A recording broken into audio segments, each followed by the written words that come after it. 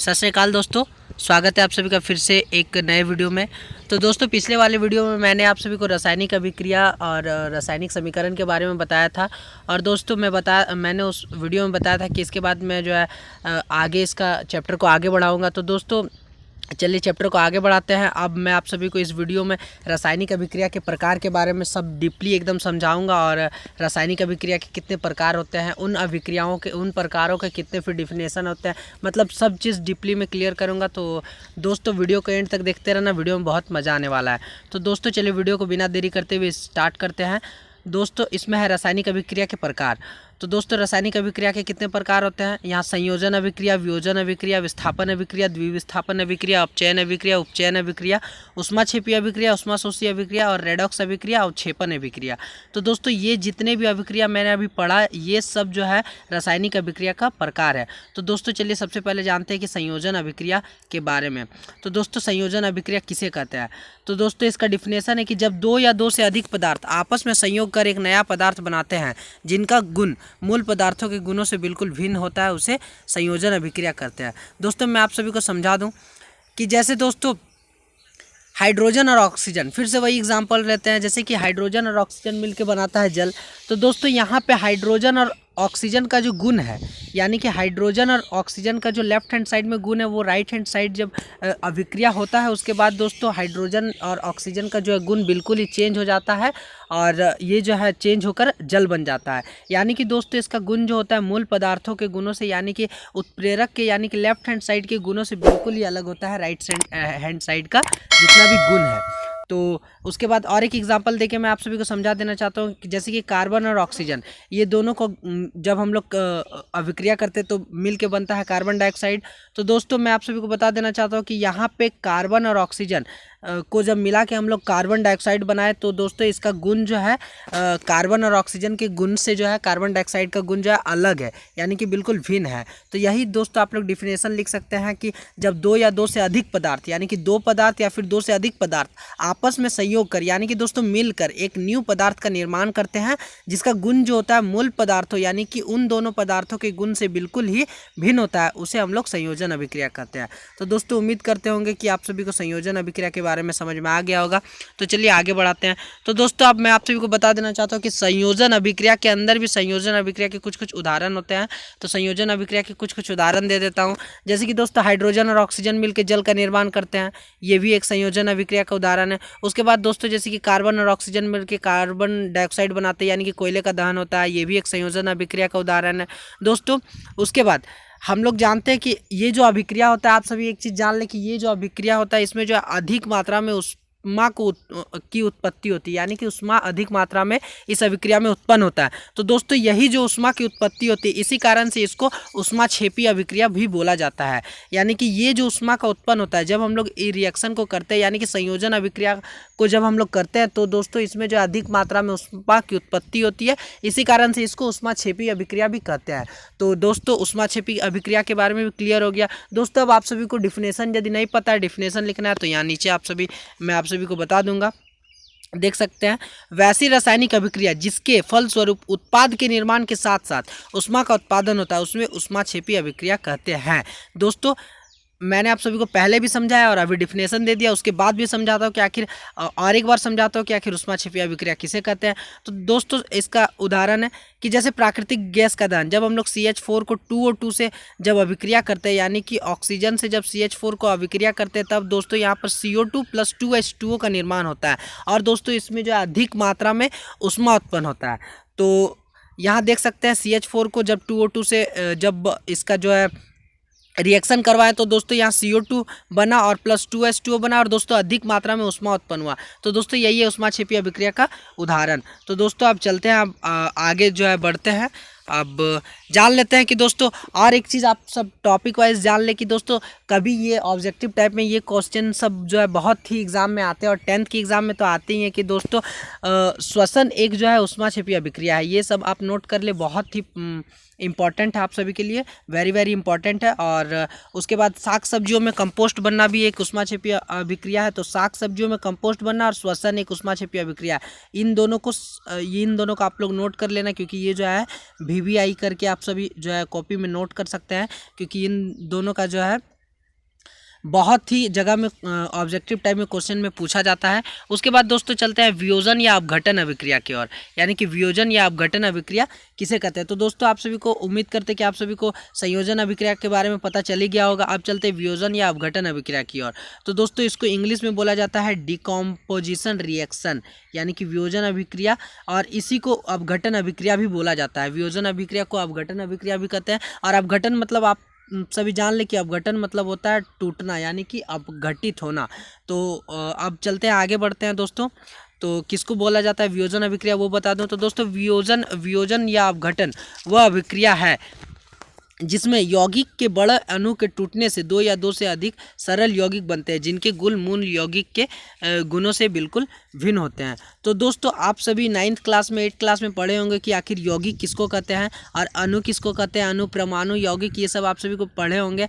तो दोस्तों इसका सिंपली एग्जाम्पल है कि वियोजन अभिक्रिया उसे कहते हैं, वियोजन अभिक्रिया उसे कहते हैं जिसमें किसी यौगिक के, यानी कि किसी यौगिक के बड़े अणु के टूटने से दो या दो से अधिक सरल यौगिक बनते हैं। दोस्तों मैं आप सभी को एग्जाम्पल के द्वारा इसको जो है समझा देना चाहता हूं। जैसे दोस्तों हम लोग क्या करते हैं, कैल्शियम कार्बोनेट को सबसे पहले गर्म करने पर क्या होता है, वो टूट जाता है। कैल्शियम कार्बोनेट को दोस्तों हम लोग जब गर्म करते हैं तो वो टूट जाता है, यानी कि अपघटित हो जाता है, और अपघटित होकर हम लोगों को कैल्शियम हाइड्रोक्साइड यानी कि कैल्शियम ऑक्साइड का निर्माण करवाता है और कार्बन डाइऑक्साइड देता है। दोस्तों और एक बार बता दूं कि कैल्शियम कार्बोनेट को जब हम लोग गर्म करते हैं, यानी कि कैल्शियम कार्बोनेट यानी कि CaCO3 को जब हम लोग हीट करते हैं, यहाँ जो है हीट उत्प्रेरक का काम करता है। जब हम लोग इसको दोस्तों हीट करते हैं तो ये जो है अपघटित हो जाता है, यानी कि टूट जाता है, और टूट कर जो है CaCO यानी कि कैल्शियम ऑक्साइड और CO2 यानी कि कार्बन डाइऑक्साइड का निर्माण करता है। दोस्तों आप लोग लिख सकते हैं कि कैल्शियम ऑक्साइड का सूत्र जो होता है वो CaO होता है और कार्बन डाइऑक्साइड का सूत्र होता है दोस्तों वो CO2 होता है। और ये जो CaCO3 उसका सूत्र जो है मैं आप सभी को आगे भी बताने वाला हूँ कि इसका सूत्र, संगमरमर का रासायनिक सूत्र भी CaCO3 होता है दोस्तों, और उसके बाद बुझे हुए चूने का सूत्र भी होता है CaCO3। तो दोस्तों उम्मीद करते हैं कि आप सभी को समझ में आ गया होगा। वीडियो को आगे बढ़ाते हैं दोस्तों। तो उसके बाद दोस्तों वियोजन अभिक्रिया के अंदर इसके कुछ कुछ प्रकार आते हैं, जैसे कि उसमें वियोजन अभिक्रिया, उसमें से आप सभी को समझ में आ रहा है कि उसमें मतलब उष्मा, उसमें मतलब उष्मा। उसके बाद दोस्तों प्रकाशीय वियोजन अभिक्रिया, यानी कि प्रकाशीय वियोजन से आप सभी को समझ में आ रहा होगा कि प्रकाशीय मतलब दोस्तों प्रकाश, यहाँ पे प्रकाश का बात बोला जा रहा है, प्रकाश से प्रकाश का उत्पत्ति हो रहा है। उसके बाद दोस्तों विद्युत वियोजन अभिक्रिया, सॉरी यहाँ गलती हो गया, नियोजन लिखा गया है, विद्युत वियोजन अभिक्रिया दोस्तों उसमें से उसमें आप सभी को समझ में आ गया, प्रकाश वियोजन से प्रकाश समझ में आ गया दोस्तों। विद्युत से आप सभी को पता चल ही रहा होगा कि इसमें विद्युत की कार्य होती है। तो दोस्तों उम्मीद करते हैं कि ये तीनों के बारे में आप सभी को समझ में आ गया होगा। तो दोस्तों आप सभी को चलिए डिटेली समझाते हैं कि आखिर उसमें वियोजन अभिक्रिया किसे कहते हैं, प्रकाश वियोजन अभिक्रिया किसे कहते हैं, और विद्युत वियोजन अभिक्रिया क्या है। तो दोस्तों चलिए वीडियो को आगे बढ़ाते हैं। तो दोस्तों सबसे पहले हम लोग जानेंगे कि आखिर उसमें वियोजन अभिक्रिया क्या है। तो दोस्तों उष्मा के द्वारा की गई वियोजन अभिक्रिया को उसमें वियोजन अभिक्रिया कहते हैं। इसमें उष्मा उत्प्रेरक का कार्य करता है। बिल्कुल दोस्तों, जैसे कि मैं आप सभी को एग्जांपल देके समझा देना चाहता हूँ कि CaCO3 ये जब इसमें जो है हम लोग उष्मा डालते हैं, यानी कि उष्मा यानी कि हीट जब डालते हैं दोस्तों, तो ये जो है अपघटित होता है और CaO और CO2 यानी कि कैल्शियम ऑक्साइड और कार्बन डाइऑक्साइड में टूटता है। ये जो है बुझे हुए चूने का रासायनिक सूत्र है। और ये जो है जब हम लोग इसको जब तोड़ते हैं, यानी कि इसमें उष्मा डालते हैं, और इसमें जो उष्मा दोस्तों उत्प्रेरक का काम करता है, यानी कि रिएक्शन होने में इसको जो है सहायता प्रदान करता है। जब मैंने आप सभी को पिछले वाले वीडियो में बताया था कि उत्प्रेरक आखिर किसको कहते हैं, तो यही होता है उसमें वियोजन अभिक्रिया। तो दोस्तों चलिए अब वीडियो को आगे बढ़ाते हैं। दोस्तों अगला है प्रकाशीय वियोजन अभिक्रिया। तो वैसी वियोजन अभिक्रिया जिसमें मौजूद सूर्य का प्रकाश उत्प्रेरक का काम करता है उसे प्रकाशीय वियोजन अभिक्रिया कहते हैं। जैसे दोस्तों यहाँ पे एग्जांपल हम लोग ले लेते हैं, जैसे कि यहाँ पे 2AgCl और प्लस 2Ag, और इसको जब हम लोग रिएक्शन करते हैं तो 2Ag और Cl2 में टूटता है। तो दोस्तों यहाँ पे देख सकते हैं कि यहाँ पे जो है उत्प्रेरक का काम करता है प्रकाश, यानी कि सूर्य का प्रकाश। तो दोस्तों जब हम लोग सूर्य का प्रकाश जब हम लोग डालते हैं तभी ये जो है ये जो है अभिक्रिया होती है, यानी कि ये जब सहायता करता है तभी ये जो है 2AgCl जो है टूटता है 2Ag और Cl2 में, और तभी जो अभिक्रिया संभव हो पाती है। यानी कि हम लोग ठेठ भाषा में कह सकते हैं कि सूर्य का प्रकाश जो है इसमें उत्प्रेरक का काम करता है, यानी कि प्रकाशीय वियोजन अभिक्रिया होने में सूर्य का प्रकाश जो है 2AgCl को सहायता प्रदान करता है, इस रिएक्शन को जो है सहायता प्रदान करता है। तो यही दोस्तों यही था प्रकाश वियोजन अभिक्रिया। तो उम्मीद करते हैं कि आप सभी को प्रकाश वियोजन अभिक्रिया के बारे में समझ में आ गया होगा। चलिए वीडियो को दोस्तों आगे बढ़ाते हैं। दोस्तों अब है विद्युत वियोजन अभिक्रिया। तो दोस्तों विद्युत वियोजन अभिक्रिया आप किसको बोलेंगे? तो दोस्तों वैसा वियोजन अभिक्रिया जिसमें मौजूद विद्युत अपघटन, यानी कि विद्युत अपघटन जो रहता है उत्प्रेरक का काम करता है। दोस्तों जैसे मैंने आप सभी को बता दिया कि जो उसमें वियोजन अभिक्रिया रहता है उसमें जो है ऊष्मा उत्प्रेरक का कार्य करता है। प्रकाश वियोजन अभिक्रिया रहता है उसमें जो है प्रकाश उत्प्रेरक का काम करता है। और दोस्तों इसमें जो विद्युत वियोजन अभिक्रिया तो इसमें दोस्तों विद्युत जो है उत्प्रेरक का कार्य करता है। तो इसमें देख सकते हैं जैसे हम लोग 2H2O का जब रिएक्शन करेंगे तो इसमें दोस्तों जब तक नहीं हम लोग उत्प्रेरक का कार्य, यानी कि यहाँ जब हम लोग यहाँ जब विद्युत उत्प्रेरक का काम करेगा तभी दोस्तों ये जो है अपघटित होगा और 2H2 और O2 में अपघटित होगा और ये जो बनेगा 2H2 + O2। तो दोस्तों उम्मीद करते हैं कि आप सभी को विद्युत वियोजन अभिक्रिया के बारे में समझ में आ गया होगा। इसमें जो है विद्युत अपघटन दोस्तों उत्प्रेरक का कार्य करता है। तो दोस्तों उम्मीद करते हैं कि विद्युत वियोजन अभिक्रिया के बारे में समझ में आ गया होगा। तो दोस्तों चलिए वीडियो को आगे बढ़ाते हैं।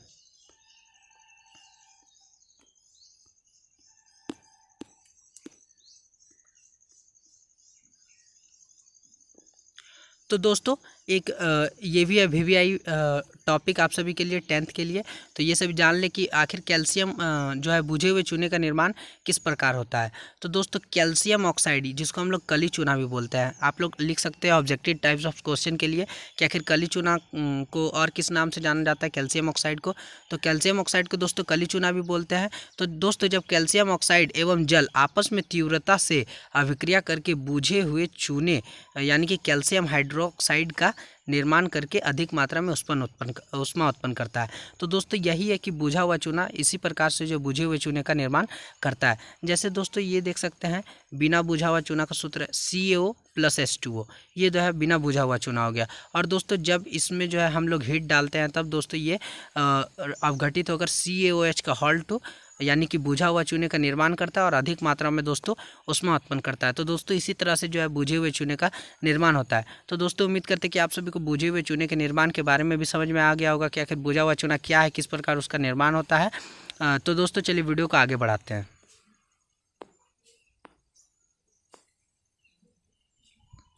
तो दोस्तों आप सभी ने देखा होगा कि जो बुझे हुए चूने का जो है निर्माण होता है वो सफ़ेदी करने के लिए यानी कि चूना वगैरह करने के लिए दीवारों में होता है।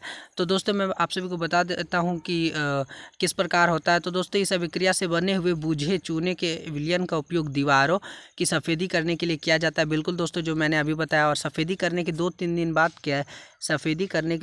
दिन बाद कैल्शियम कार्बोनेट का निर्माण होता है, यानी कि बुझे हुए चूने का बिना बुझे हुए चूने का निर्माण होता है और इससे दीवारों पर चमक होती है।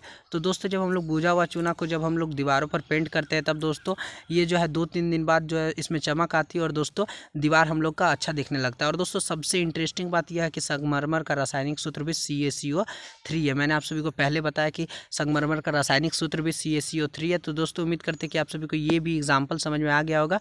अब दोस्तों चलिए वीडियो को आगे बढ़ाते हैं।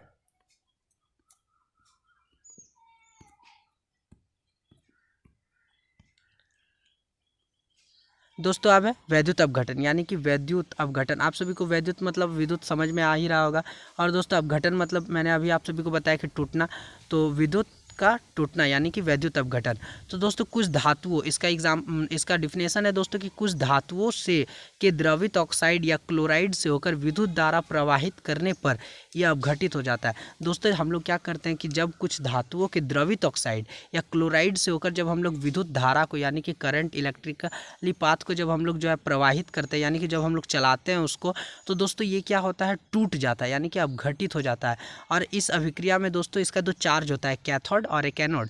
जो कैथोड होता है वो प्लस चार्ज होता है और दोस्तों एनोड जो होता है वो माइनस चार्ज में होता है। कभी भी आ सकता है ऑब्जेक्टिव टाइम में कि कैथोड में कौन सा चार्ज होता है और एनोड में कौन सा चार्ज होता है। तो दोस्तों इस अभिक्रिया में क्या होता है कि धातु जो है कैथोड और ऑक्सीजन या क्लोरीन गैस जो होता है एनोड पर मुक्त होती है, यानी कि वहाँ से जाके जो है वो मुक्त हो जाती है। तो दोस्तों यहाँ पे फिर से और एक बार समझा दूँ कि दोस्तों कोई भी इस तरह का वैद्युत अपघटन जब हम लोग करते हैं, यानी कि विद्युत को जब हम लोग तोड़ते हैं, तो दोस्तों वो क्या होता है कि द्रवित ऑक्साइड या क्लोराइड से होकर जब हम लोग विद्युत धारा को प्रवाहित करते हैं तो दोस्तों वो सबसे पहले तो वो टूटता है, यानी कि अपघटित होता है। उसके बाद दोस्तों क्या होता है कि उसके बाद इस अभिक्रिया में धातु कैथोड पर और ऑक्सीजन या क्लोरीन गैस जो रहता है वो एनोड पर यानी कि माइनस चार्ज पर, और धातु जो होती है वो कैथोड पर यानी कि प्लस चार्ज पर जो है जाके मिल जाता है, यानी कि मुक्त हो जाता है। तो दोस्तों उम्मीद करते हैं कि आप सभी वैद्युत अपघटन में के बारे में समझ में आ ही गया होगा। अब दोस्तों चलिए मैं आप सभी को इसका एग्जाम्पल देके इसको जो है अच्छी तरह से समझाता हूँ। तो दोस्तों उदाहरण है जैसे कि साधारण नमक वाला उदाहरण, जैसे कि सोडियम क्लोराइड्स को से जो है हम लोग जब विद्युत धारा प्रवाहित करते हैं तो दोस्तों क्या होता है कि सोडियम क्लोराइड टूट जाता है, सबसे पहले यहाँ पे जो है अपघटित हो जाता है और इसमें Na जो धातु है, आप सभी को पहचानना होगा कि आखिर धातु कौन है और गैस कौन है जब अभिक्रिया होती है। तो दोस्तों आप सभी ने पहले पढ़ा होगा कि धातु किसको बोलते हैं, गैस किसको बोलते हैं, बहुत ही छोटे क्लास में है। तो दोस्तों इसमें से Na धातु यानी कि Na है धातु और कैथोड गैस, Na धातु कैथोड पर मुक्त हो जाती है और दोस्तों Cl2 जो गैस होती है वो एनोड पर मुक्त हो जाती है। इसमें Na जो है धातु है ये जो है कैथोड पर यानी कि प्लस चार्ज पर मुक्त हो जाती है और Cl2 गैस ये जो है माइनस चार्ज पर मुक्त हो जाती है, यानी कि 2NaCl 2Na प्लस Cl2 ये दोनों जो है मुक्त हो जाती है। तो यही है इसका उदाहरण वैद्युत अपघटन का। फिर से और एक बार समझा दूँ दोस्तों कि जब हम लोग 2NaCl को जब हम लोग विद्युत धारा में प्रवाहित करते हैं तो ये सबसे पहले टूटता है और दोस्तों इसमें Na यानी कि सोडियम जो गैस है, सोडियम जो है धातु है वो जो है दोस्तों क्या होता है कि कैथोड पर यानी कि प्लस चार्ज पर जाके मिल जाता है और Cl2 जो गैस है वो जो है माइनस चार्ज पे जाके यानी कि एनोड पे जाके जो है मुक्त हो जाती है। तो दोस्तों उम्मीद करते हैं कि आप सभी को इसके उदाहरण के बारे में समझ में आ ही गया होगा। चलिए वीडियो को आगे बढ़ाते हैं दोस्तों। अब दोस्तों मैंने आप सभी को बताया कि अभी उष्माशोषी अभिक्रिया के बारे में। तो दोस्तों उष्माशोषी अभिक्रिया तो वैसी रासायनिक अभिक्रिया जिसके फलस्वरूप यानी कि जब उसका रिजल्ट आता है तो उसका क्या होता है, उत्पाद का निर्माण होता है। जब उसका दोस्तों हम लोग अभिक्रिया करते हैं तब उसका रिजल्ट आता है और उत्पाद का निर्माण होता है और उसके साथ साथ दोस्तों क्या होता है, उष्मा का अवशोषण होता है, यानी कि उष्मा जो है अवशोषित होता है। उष्मा जो है यानी कि उसका क्या बोलते हैं उसको, उष्मा का हानि होता है एक तरह से बोल सकते हैं, उसे उष्माशोषी अभिक्रिया कहते हैं। जैसे दोस्तों जब हम लोग कैल्शियम कार्बोनेट CaCO3 को जब हम लोग उसका जब रिएक्शन करते हैं तो CaCO2 में जो है CaO प्लस CO2 तो टूटता ही है, यानी कि कार्बन डाइऑक्साइड और कैल्शियम ऑक्साइड में जो है टूटता ही है और साथ में दोस्तों इसमें जो है उष्मा का अवशोषित होता है। दोस्तों जब उष्मा अधिक मात्रा में उत्पन्न होता है, यानी कि जब उष्मा अधिक मात्रा में जब उत्पन्न होता था यानी कि उष्मा छेपी में दोस्तों तो उष्मा इस जगह पे रहता था, यहाँ पे उष्मा रहता था, लेकिन दोस्तों अब उष्मा का अवशोषण हो रहा है तो ठीक इसके अपोजिट उष्मा यहाँ रहेगा। दोस्तों मैं आप सभी को और एक एग्जांपल देके समझा देता हूँ कि दोस्तों जब N2 और O2 यानी कि N2 और O2 इन दोनों पे को जब हम लोग अभिक्रिया करते हैं तो 2NO मिलके बनता है। तो दोस्तों इसमें जब हम लोग जब उष्माशोषी में करते तो यहाँ पर दोस्तों यहाँ पे उष्मा होता, लेकिन दोस्तों अब हम लोग क्या बोलते हैं उसको, अब हम लोग ये उष्मा शोषी अभिक्रिया कर रहे हैं, उष्मा छेपी नहीं। तो दोस्तों इसमें जो है उष्मा का अवशोषण हो रहा है, देख सकते हैं इसमें भी और इस वाले एग्जाम्पल में भी। तो दोस्तों उम्मीद करते हैं कि आप सभी को एग्जाम्पल के माध्यम से भी जो है समझ में आ गया होगा। तो दोस्तों अभी तो वीडियो बहुत ही बड़ी होने जा रही है, तो उम्मीद करते हैं कि वीडियो आप सभी को पसंद आया होगा। दोस्तों आप जितनी अभिक्रिया बची यानी कि और देख लेते हैं और कौन कौन सा अभिक्रिया बचा दोस्तों। यहाँ पे और कौन कौन सा अभिक्रिया देख सकते हैं। संयोजन के बारे में तो क्लियर हो ही गया, वियोजन के बारे में बता दिया दोस्तों, उष्मा छेपी और उष्मा शोषी भी हो गया दोस्तों। एक अपचयन बच गया, उपचयन बच गया, द्विविस्थापन बच गया और विस्थापन बच गया और साथ में नीचे है रेडॉक्स रिएक्शन वो बच गया। तो दोस्तों इन सभी अभिक्रियाओं को मैं नेक्स्ट वीडियो पे क्लियर करूँगा। तो दोस्तों उम्मीद करते कि आप सभी को अच्छा से समझ में आ गया होगा। दोस्तों यदि कहीं जगह पे समझ में नहीं आया तो दोस्तों उसको जो है आप सभी कमेंट करके बता दें कि मुझे इस जगह पे समझ में नहीं आया, मैं फिर से नेक्स्ट वीडियो पे उसका सॉल्यूशन करूंगा। और दोस्तों उम्मीद करते हैं कि आप सभी को वीडियो पसंद आया होगा। वीडियो को एक लाइक कर देना दोस्तों और चैनल पे नहीं तो चैनल को सब्सक्राइब कर देना। मिलते हैं एक न्यू वीडियो के साथ, तब तक के लिए बाय।